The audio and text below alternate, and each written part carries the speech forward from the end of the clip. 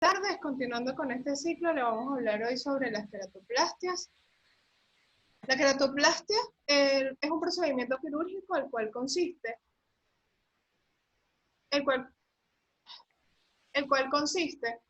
en un reemplazo de tejido corneal dañado por un tejido corneal sano de un donante debido a que existe un deterioro visual. Hablando un poco sobre la historia de la queratoplastia, saber que la primera queratoplastia se hizo el 7 de diciembre de 1905 de manos del doctor Edward Sirk al paciente Wolfer, el cual era ciego producto de una quemadura química por cal. Él utilizó los trépanos de von Hippler de 5 milímetros por primera vez. La queratoplastia en el siglo XX estaba condenada al fracaso, ya que no se conocía mucho sobre la teoría de los gérmenes, la teoría inmunológica, la biología de los tejidos y la anatomía y fisiología de la córnea. Sin embargo, Erasmus Darwin en 1796 propuso que las córneas nubladas podían llegar a ser reemplazadas. Franz Reiser en 1824 acuñó el término de queratoplastia. Se discutieron 5 periodos de evolución en la queratoplastia, empezando con el periodo de inspiración de 1789 a 1824, el cual en 1789 Preyer realizó la primera queratoprótesis. Erasmus en 1797 acuñó el término o sugirió que la queratoplastia que se podía eliminar córneas opacas o nubladas mediante procedimientos quirúrgicos. Y Reiser sugirió que podrían usarse tejidos de injerto vivo. El segundo periodo es el de ensayo y frustración, el cual abarca un periodo de 1825 a 1872, donde Franz Reiger y William Taub en 1834 le dieron el término de queratoplastia. Jaime Birger utilizó por primera vez córneas de ciervo o de cerdos para hacer trasplantes corneales. Kirsan en 1844 discutió pautas acerca de este procedimiento. El periodo de convicción es el tercer periodo de evolución en esta historia de la queratoplastia. Abarca de 1873 a 1905, donde Henry Power realizó el primer trasplante dentro de la misma especie.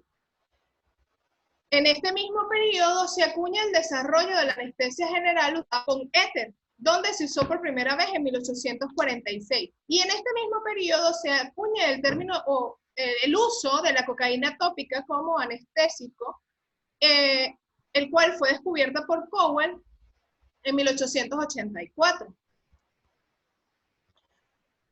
Pasando a uno de los periodos más importantes sobre la evolución de la queratoplastia, tenemos que hablar sobre el cuarto periodo, el cual es el periodo de los logros. En 1906 a 1965, como dije anteriormente, se realiza la primera queratoplastia en 1905 en un paciente con quemadura por cal.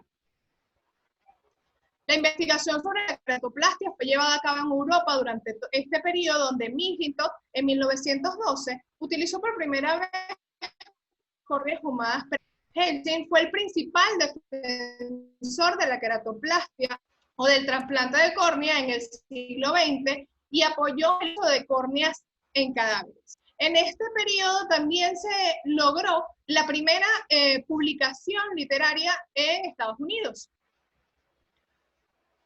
También se lograron discernir varias técnicas de sutura utilizadas en este procedimiento. Estas técnicas hablaban de suturas ancladas a la esclerótica y que se retiraban poco después del trasplante de córnea debido a que ellas se aflojaban, como ven en la imagen, y podían llegar a vascularizar la córnea. Ramón Castroviejo en 1960 acuñó o realizó la primera queratoplastia cuadrada con una aguja de afectar. él sugería que este tipo de procedimientos era efectivo para realizarlo en pacientes con queratocono. Ilustró la sutura superpuesta por fijación. Otro de los logros, en 1940, se acuña o se instaura la banca ocular.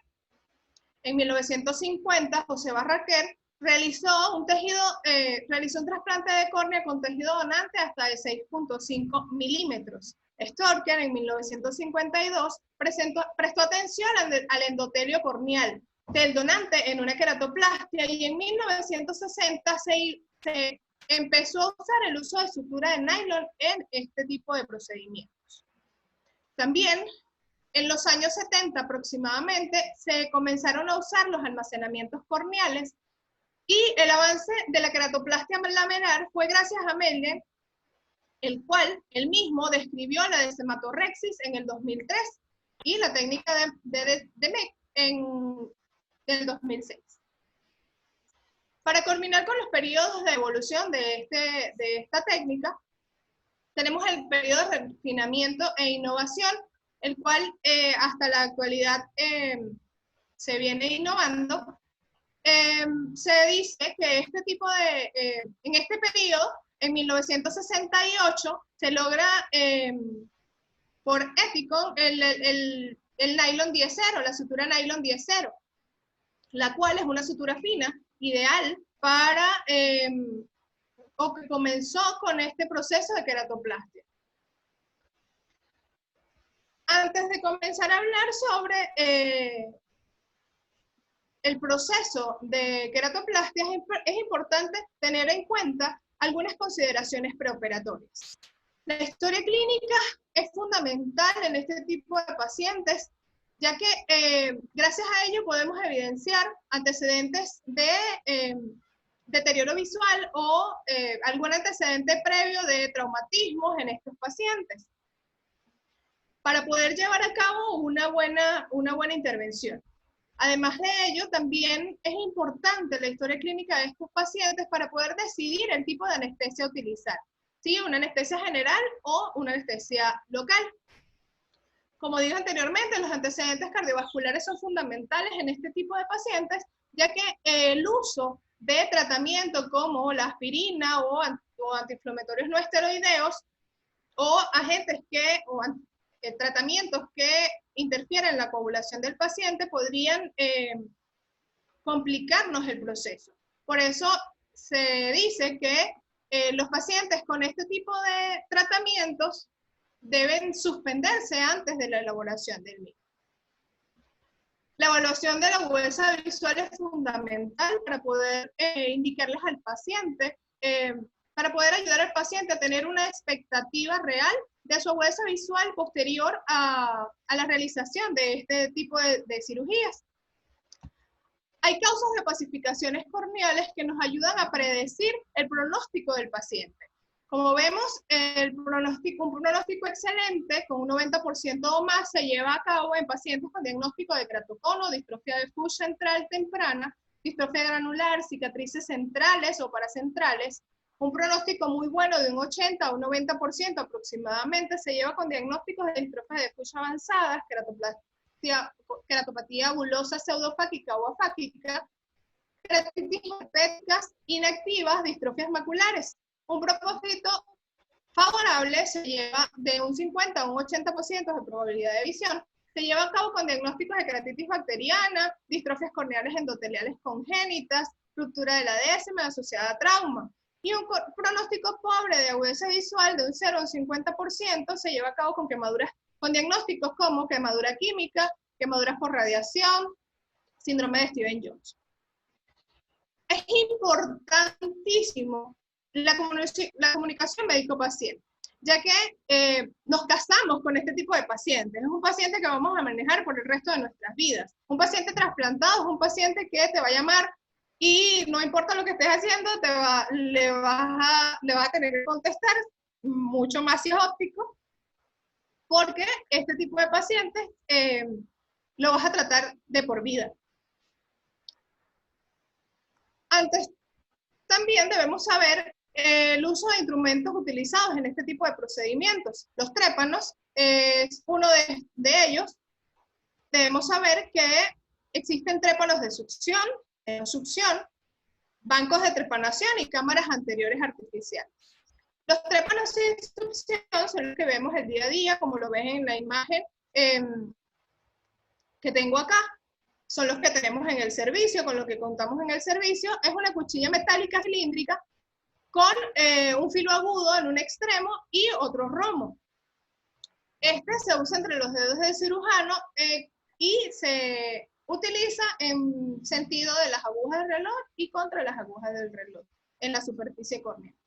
Puede usarse con éxito incluso en córneas irregulares y cicatrizadas. Otro de los trépanos son los trépanos con succión. Tenemos el trépano de Hanan, como lo vemos en esta imagen, y el trépano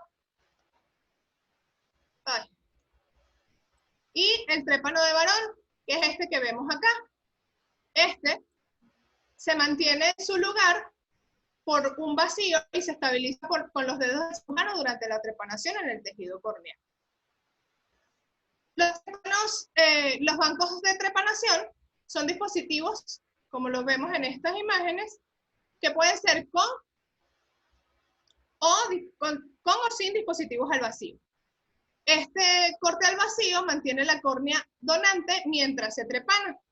Como vemos en esta imagen, vemos que acá se colocaría la córnea donante y esto es la cuchilla o punzón que se utiliza como tipo guillotina. Las cámaras anteriores artificiales se utilizan tanto para queratoplastias lamelares como queratoplastias penetrantes.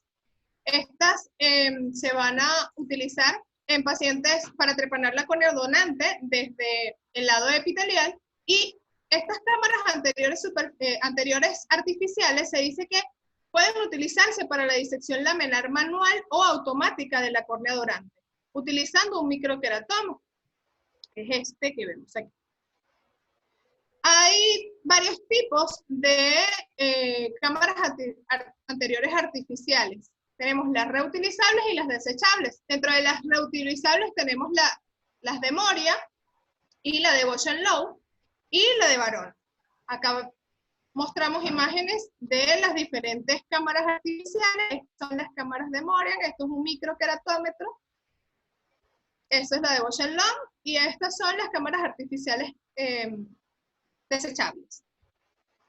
El material de viscoelástico debe ser un material el cual es el material ideal este tipo de procedimiento, ya que es un material estéril, transparente, que no posee grumos. Este me va a permitir separar tejidos, proteger el endotelio, mantener el espacio entre tejidos. Se puede dejar al lugar final de la cirugía, no en todas las cirugías, pero es un material inerte. Y el más usado en este tipo de procedimientos es el hialuronato de sodio. Continuando con las suturas, es muy importante saber que aunque hay varios tipos de suturas a utilizarse en este tipo de queratoplastias, las más usadas son el nylon y el poliéster. El nylon es la sutura de elección en las queratoplastias para algunos cirujanos. Pasa fácilmente a través del estroma y es muy fácil de manejar. Sin embargo, el tiempo de prolongación de la cicatrización es mayor y sufre proceso de hidrólisis, el cual tiende a aflojar la sutura. En cambio, el poliéster es una sutura no absorbible, no elástica, no sufre proceso de hidrólisis y disminuye las visitas al postoperatorio producto de este proceso de hidrólisis. Evita cambios tardíos en la refracción y para muchos cirujanos es la sutura de elección. La más utilizada en nuestro medio es el nylon 10C. La aguja es sumamente importante en este procedimiento, ya que debe ser la aguja de elección para las quelatoplastias, va de 0,15 a 0,10 milímetros, tiene un corte inverso tipo espatulado, y se utiliza una aguja curva completa en la cirugía ocular. Aquí tenemos una imagen donde vemos la aguja ideal. La aguja A es una aguja con estas características, la cual está en el portaaguja portándolo correctamente, y en la imagen B vemos cómo es una manera errada de tomar esta sutura. Existen varias técnicas de sutura, las cuales se han ido independizando de acuerdo al cirujano. La colocación, una de ellas es la colocación inicial de injerto de sutura, el cual va a procederse colocando el botón en el receptor, y la sutura debe pasarse con una pinza de dientes, como la vemos aquí, por detrás de la pinza de dientes. Muchas veces lo ideal es usar una .12 para este tipo de procedimiento. Se debe conducir directamente la aguja por detrás del punto de fijación, como lo vemos acá, y se colocan puntos cardinales. Los primeros puntos se realizan en hora 12, hora 6, hora 3 y hora 9 para poder darle soporte. Se utilizan nudos deslizantes, como ya los conocemos muchos, nudos 3-1-1, perdón, para al momento de incluir ser mucho más fácil incluir estos puntos. Las suturas interrumpidas se prefieren entre 24 suturas o puntos de suturas interrumpidas, como vemos en la imagen. Esto mejora el control del astigmatismo corneal, y esta puede ser la mejor técnica a utilizar para injertos pediátricos, donde la cicatrización de heridas es rápida, las córneas muy vascularizadas y córneas con vascularización segmental. Otro tipo de técnica es la técnica continua simple, el cual, como vemos en la imagen, dice simple, me parece sumamente complicada. Ella va a utilizar una angulación de 45 grados, ella requiere una aguja curva completa, y la sutura debe ser de un largo amplio. La ventaja de estas es que solo se anuda una vez, y se realizan entre 20 y 24 puntos con un 95% de espesor corneal. Otra de las técnicas es la doble par continuo. Como vemos acá, es la primera sutura se coloca radial en sentido horario y la otra en sentido antihorario, como vemos en esta imagen. Cada sutura se compone de entre 12 y 14 puntos, y se dice que esta genera un astigmatismo entre 3.5 dioptrías. La doble continuo es mayor, vemos una sutura de nylon y una segunda puede ser nylon 11-0, propileno o políester. Se utilizan de 10 a 16 puntos de sutura de nylon y se colocan, se tensan y se atan. La sutura 11-0, entonces se coloca entre las suturas de 10-0. Como vemos en esta imagen, vemos la sutura 10-0 y la sutura 11-0 pasando entre cada sutura. La sutura interrumpido continuo es una técnica de combinación, el cual utiliza la técnica de sutura interrumpida en sus puntos cardinales, meridiano de hora 12, meridiano de hora 6, meridiano de hora 9, meridiano de hora 3, estabilizar el botón. Esta une los beneficios de una sutura con otra. Se utilizan de 8 a 12 suturas interrumpidas, seguidas de 12 a 16 corridas. Las suturas interrumpidas estabilizan la córnea y mantienen la cámara y facilitan la colocación de las suturas. Bien, comenzando a hablar sobre las queratoplastia. La queratoplastia se va a clasificar en queratoplastia penetrante, queratoplastia lamelar y queratoplastia endotelial o posterior. Antes de comenzar a hablar sobre la queratoplastia penetrante, es importante tener en cuenta varios conceptos básicos como el injerto, el cual es el trasplante de la misma especie, el isoinjerto, el cual es el trasplante de individuos genéticamente idénticos, el autoinjerto es el trasplante realizado de una persona, de la misma persona, y el senoinjerto es el trasplante utilizado de individuos de otra especie. Se dice que este tipo de trasplantes tiene indicaciones o puede indicarse para trasplantes ópticos, tectónicos, terapéuticos y cosméticos. La queratoplastia penetrante, comenzando a hablar con una de ellas, es la extirpación quirúrgica de la córnea enferma con reemplazo de una córnea donante. de grosor completo. Como dije anteriormente, se puede usar para fines ópticos, terapéuticos, tectónicos y cosméticos, y el pronóstico es establecer el eje visual central, teniendo claridad, minimizar los errores refractivos, proveer soporte tectónico, aliviar dolor y eliminar infección en caso de que la tenga.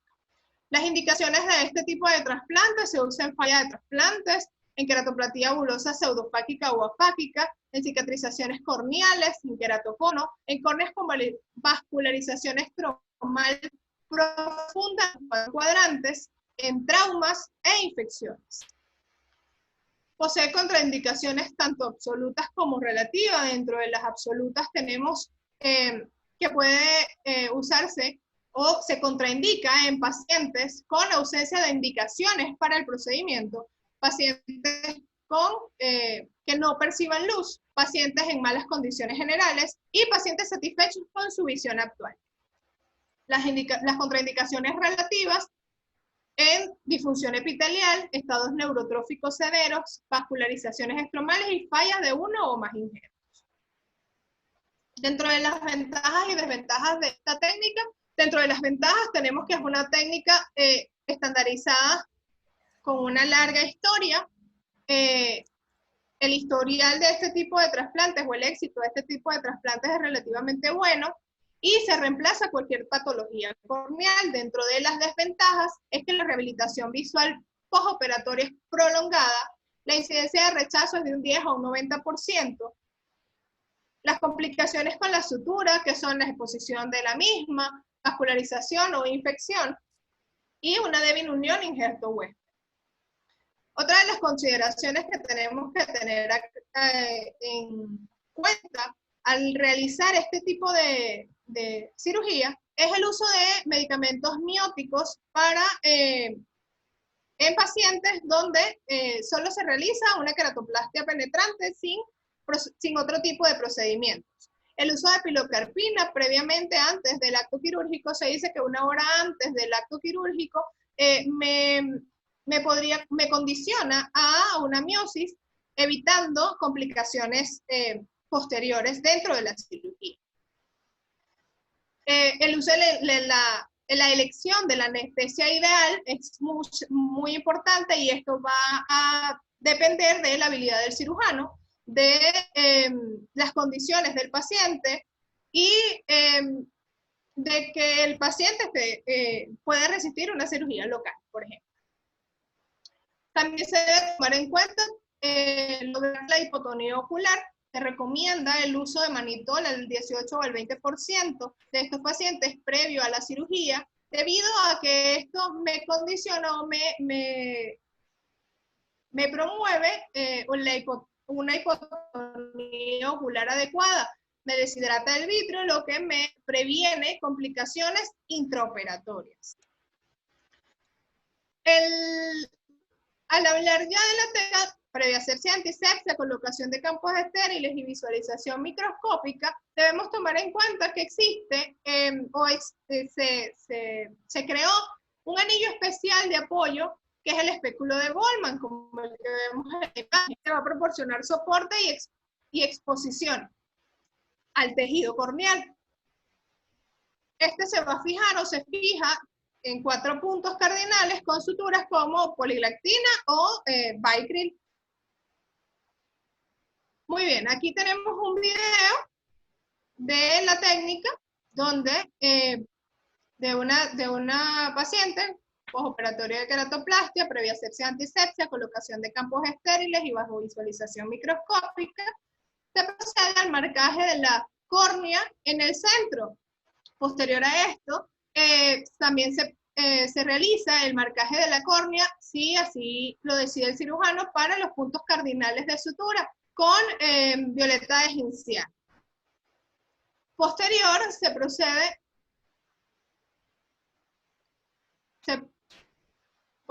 procede a la trepanación de la córnea, dependiendo de las longitudes o del diámetro que queramos, muchas veces 8.5, 7.5, dependiendo de las características de la lesión, del tamaño de la lesión.